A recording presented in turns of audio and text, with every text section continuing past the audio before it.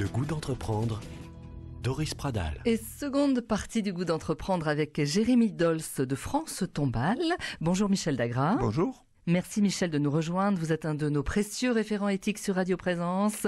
Et première question Michel à notre invité. Oui, alors j'ai bien écouté ce que vous avez dit. Ça, je trouve ça fort intéressant. Je vois le tripode sur lequel s'appuie votre expérience.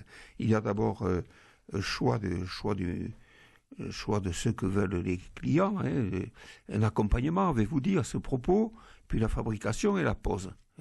Et c'est justement le premier de ces piliers-là sur lequel j'aimerais que je vous propose de disserter un peu cet accompagnement. Vous trouvez des gens que ce soit en prévisionnel, parce qu'ils envisagent leur décès, ils veulent pas faire supporter à leurs enfants les frais qui sont afférents à ce décès, très bien, ou alors les gens sont dans la brutalité du décès, mais cet accompagnement, ça touche quand même des cordes sensibles, des blessures, des épreuves, peut-être une question de l'après, la mort, au-delà ou rien du tout, bref, autant de choses qui peuvent se symboliser d'une façon ou d'une autre sur l'édifice que vous avez à construire, et surtout, au moment même, sur le choix que les gens ont à faire. Est-ce que cet aspect que vous ne pas, on peut pas laisser simplement à l'accompagnement des obsèques, et vous n'êtes pas simplement sur du matériel, il y a là une page symbolique à ouvrir et à écrire. Oui, tout à fait, vous avez raison, c'est vrai qu'il y a vraiment un aspect symbolique qui est important. Comme je le disais, nous on est vraiment décorrélés des obsèques, même dans le cas où la famille vient nous voir après un décès, finalement on a le temps. On a le temps. Donc un monument, ça va pas se construire en 3 jours. Donc c'est plutôt 2-3 mois. Donc il n'y a pas de notion de délai.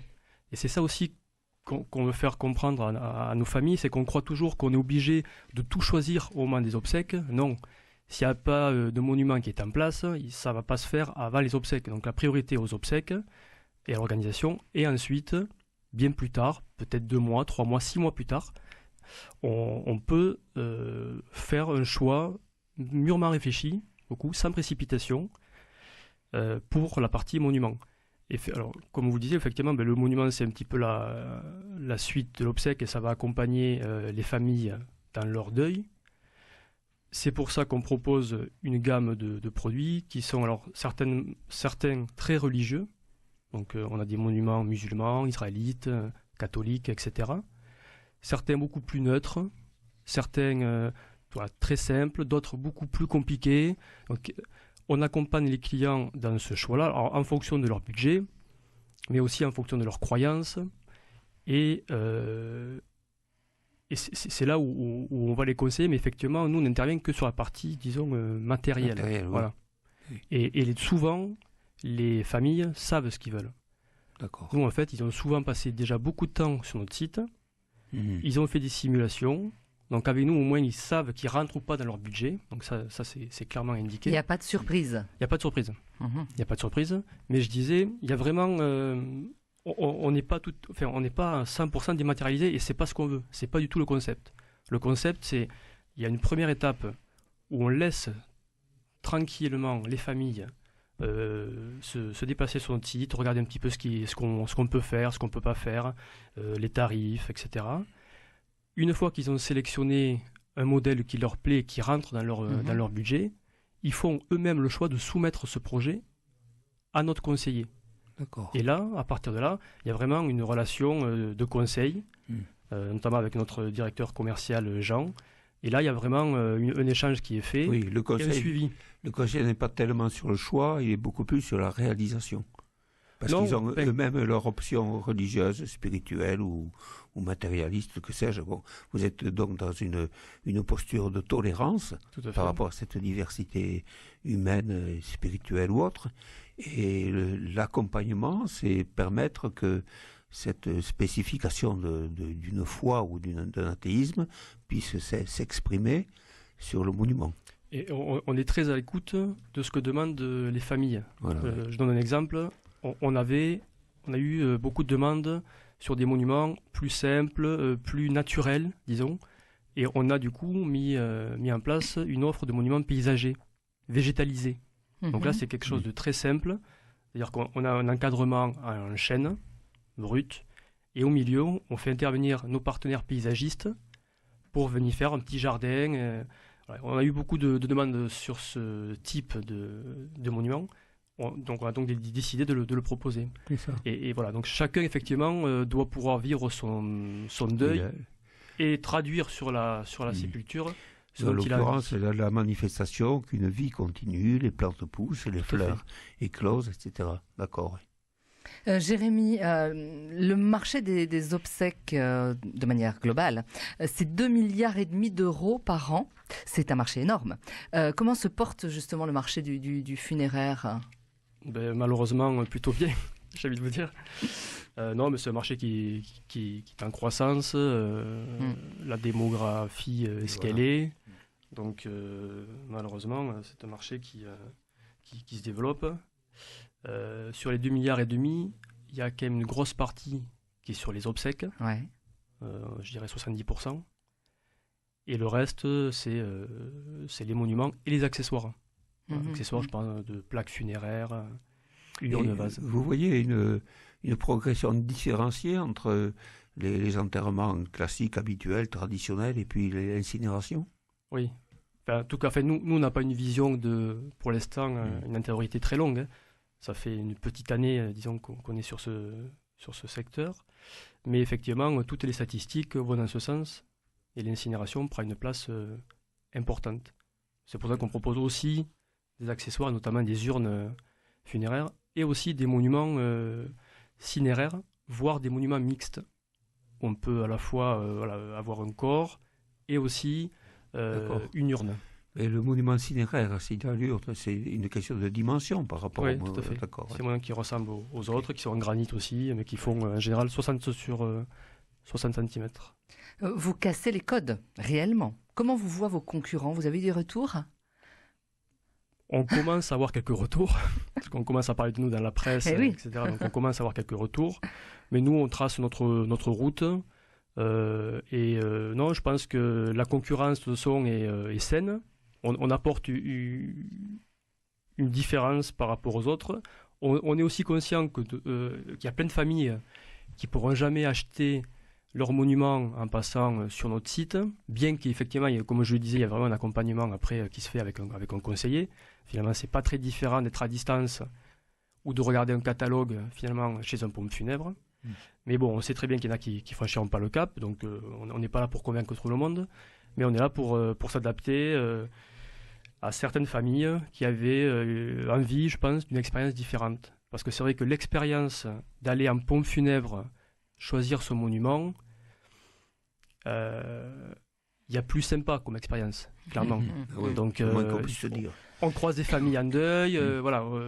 Donc nous, on a choisi quelque chose de plus moderne, mais je pense que nos collègues nous voient effectivement un petit peu comme des extraterrestres. Oui, en vous disant que vous êtes en train d'ubériser le marché, certainement.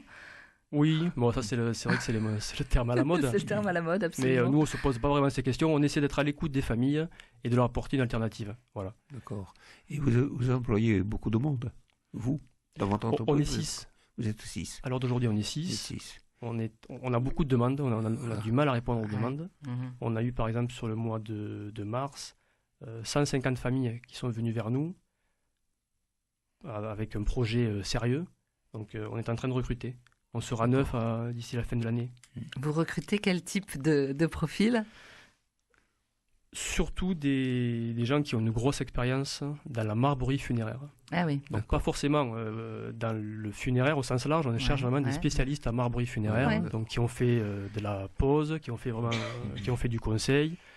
Et on va vraiment vers des gens expérimentés. Par exemple, notre directeur commercial a 55 ans.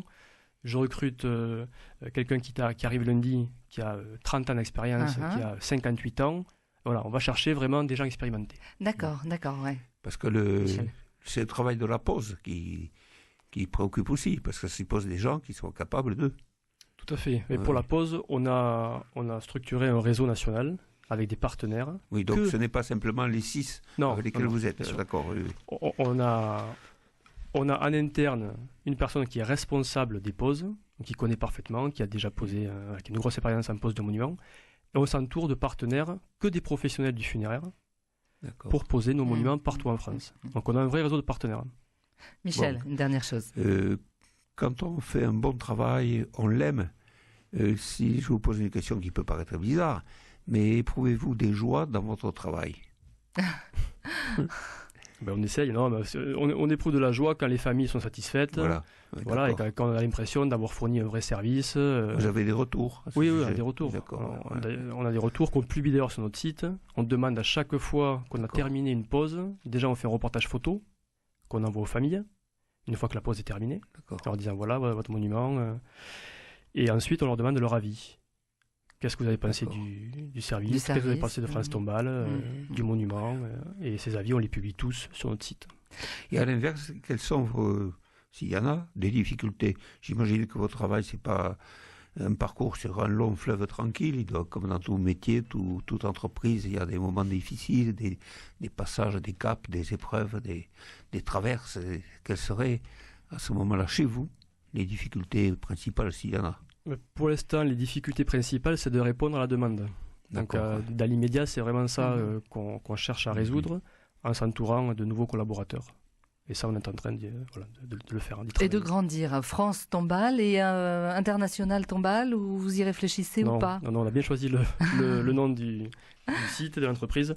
Non, on veut être vraiment dédié à la France, parce qu'il y a déjà beaucoup de particularités. Donc en fonction des régions, les tailles des concessions ne sont pas les mêmes, il y a plein de particularités à prendre en compte, donc c'est déjà très complexe comme marché. D'ailleurs, c'est pour ça que c'est compliqué de répondre à la totalité du marché français. Donc nous, c'est aussi comme ça qu'on se distingue. Il y en a peu qui sont capables de faire ça. Donc c'est déjà assez compliqué, on veut le faire bien et on va être focalisé que sur la France. Et dans la symbolique de ce qui peut paraître sur l'édifice lui-même, sentez-vous des tendances?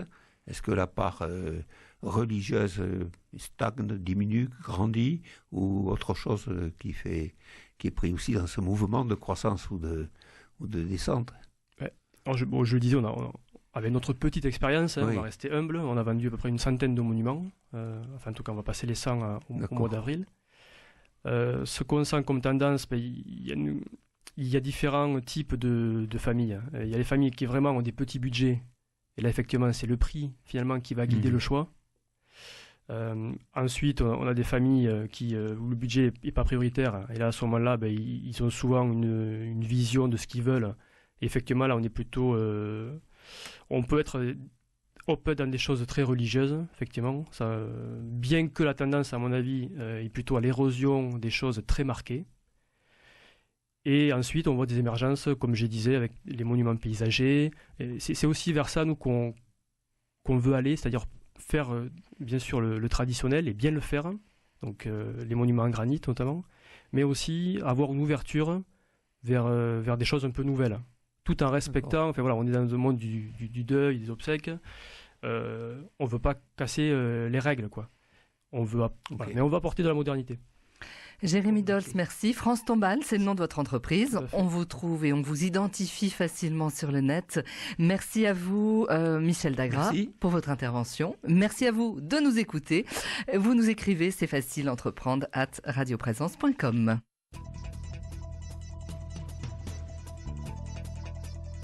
Retrouvez cette émission sur décideurenrégion.fr/midi-pyrénées. Le goût d'entreprendre, une émission en partenariat avec la Caisse d'épargne, la Banque des entreprises et des professionnels de Midi-Pyrénées.